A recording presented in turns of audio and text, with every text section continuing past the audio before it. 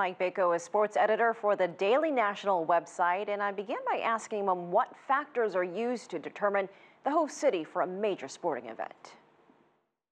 Following along with the tradition of what city can host it, where the infrastructure is coming from, what city is willing to build in their infrastructure, resources, and certainly being the headquarters of Alibaba, the natural beauty of the venue and the city, this could really be a great showcase for them.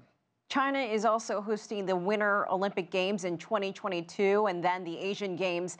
52 venues will be used in Hangzhou, at least that's the plan. So what are the expectations in holding two major global sporting events in the same year? Yeah, I think the expectations are to really shine a spotlight on the Olympic culture, the sporting culture, and in a way, the construction and the beauty of the architecture of some of these venues. You mentioned 52 different sports. When it comes to the Asian Games in Hangzhou, we're going to be looking at 34 Olympic-style sports and then another 18 other sports that follow along in the traditions of the Chinese sports and different traditional games. So we're really looking at a great showcase, not only for the nation, but for this venue and for the facilities that they're going to build. They already have the giant Lotus, the 80,000-seat stadium that's really become, a real selling point for the area. Certainly, you look at Beijing with the bird's nest that they were able to build there for the Olympics and to reuse for the Olympics, really becoming an architectural touchstone and something that everyone remembers. I'm sure that that's what they're hoping for with these games. What kind of advantage do countries or cities have if they've already hosted a major event, an Olympics or something, a World Cup? Does that give them an advantage in being awarded a major event?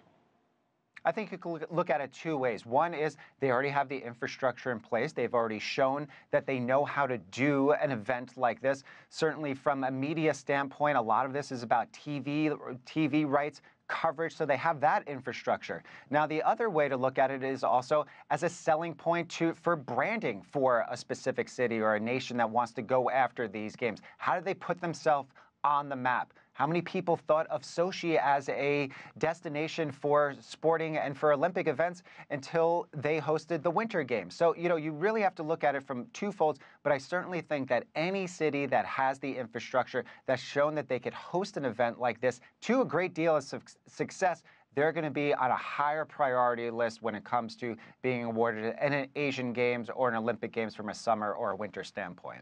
We also just saw the debut of eSports in the recent Asian Games in Indonesia. Could we see that added as a medaled event? That's what a lot of people are looking for. That's what a lot of people are hoping for now. It's interesting to point to the upcoming Olympics. They were thinking about having the eSports as an Olympic sport, a medal sport, but that didn't actually come to pass. So what you may be looking at, and certainly we're a few years off for these Asian Games, growing in popularity, that's no doubt about it in terms of, esports. You're certainly seeing it here in the U.S. where they're selling out arenas. That could really be the touchstone sport that brings more attention to the Asian Games on a global level and an international level if they do put that in as one of the forefront sports, as you mentioned, and as we were discussing, one of those 18 other events that they're going to have in there. I think there's a good possibility for that just from a pure branding standpoint and an interest standpoint, and by that time, it's really going to become part of the culture for so many people.